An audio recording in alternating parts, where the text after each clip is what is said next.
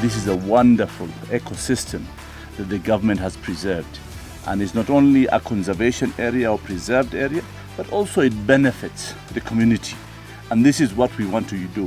When we call about conservation, we call about sustainability, at the same time what benefits the community.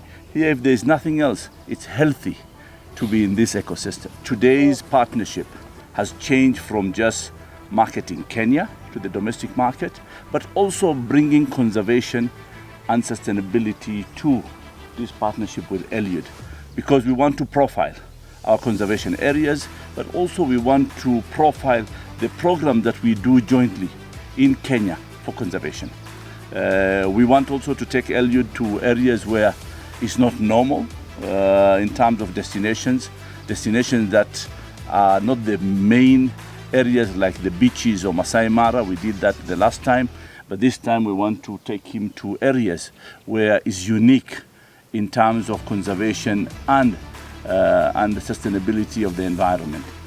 So, Waziri, if you can present the favorite animal, so that then you can accept our... Please, Madam, serious. Yes, Just stand here. you can come to the front. Winnie, this is your favorite animal? Absolutely, I'm even wearing it for my... It's really very exciting. This a great and an important, can say, crucial partnership. Bringing on actually with the patriotism, and I'm a Kenyan.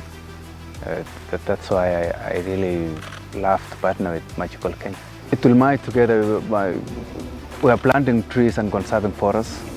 On the other hand, I am really passionate about the elephants.